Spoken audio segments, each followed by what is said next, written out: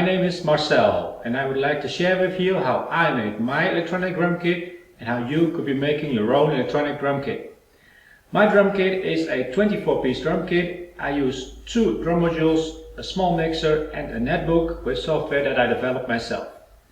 With that software I control the sounds of my drum kit, and it also includes an intelligent metronome that I can program to follow my tempo. Everything fits in the back of my station wagon and I can set it up in only 5 minutes. So if you want to see how I made it, keep watching because I will show you all the details. This video is part 1 of a 10-part series, and in this video I would like to give you an overview of my current electronic drum kit. I will show you my cymbals, pads, rack, cables, equipment and so on. Let's start with the cymbals. You could say that electronic cymbals are similar to electronic drum pads. The difference is in the packaging. A single zone cymbal is just a plate with a trigger underneath. The part that I call a trigger is the electronic part. The trigger converts the energy from a hit into an electronic signal. This is what a trigger looks like by itself. I will explain how you can make a trigger in part 2 of this series. You might say that a trigger like this is the main ingredient in any drum pad and in any electronic cymbal. About 10 years ago I played mostly pop music and I used only 2 cymbals. Today I play mostly rock music and I use 6 cymbals.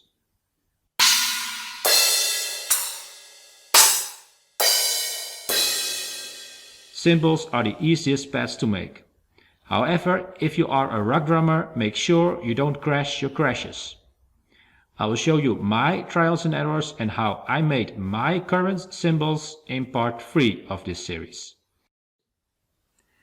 In my setup I use 9 single zone drum pads. They have a soft neoprene playing surface and consist of 2 molded plastic parts separated by 2 centimeters of foam. So these are made from plastic, but you could make similar pads out of wood easily. I eliminate crosstalk by using foam and silent blocks. I will show you how to make drum pads in part 4 of this series. The 5 smaller pads in my kit are not drum pads. If you take a closer look, they are actually cymbals. I play 4 footpads using 4 bass drum pedals. I play about 90% of all my songs on the 2 outer pedals, but for some I use the other pedals as well. The footpads are made of 2 steel parts and they also have 2 centimeters of foam in between.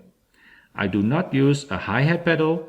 All my cymbals, drum pads and footpads have piezos. More on footpads and how I play hi-hat in part 5. All of these pads are held together using a rack. Instead of buying a drum rack, you could make a rack yourself using pipes and connectors. This system is originally designed for shop interiors, but I've been using it for drum racks for about 20 years. The connectors are not as flexible as the usual drum rack clamps, but by adjusting the length of the pipes you can make a custom rack very easily. I'll show you how I did that in part 6.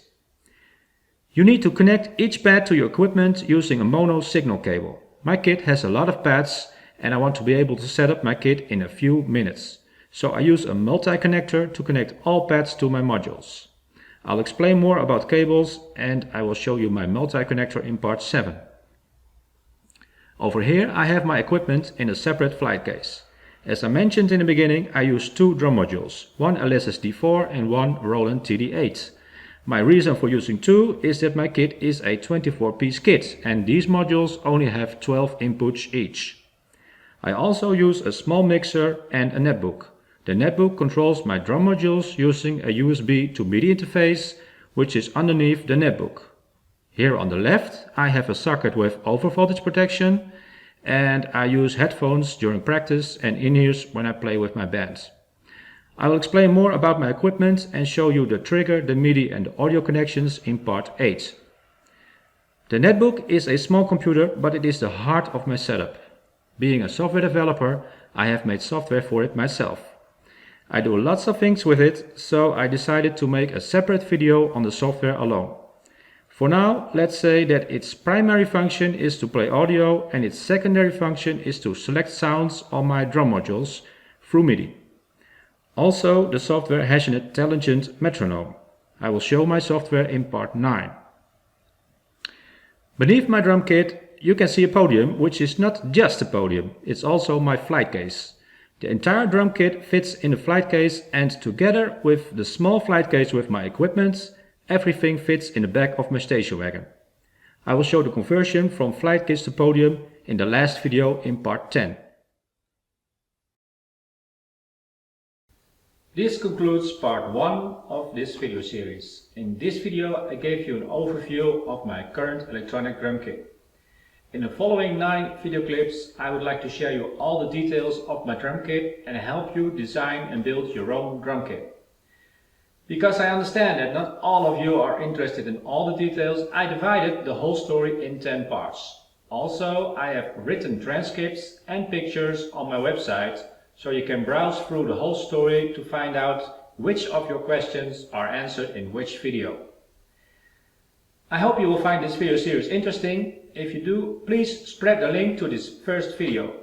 If you have built your own electronic drum kit, you are welcome to send me pictures of it.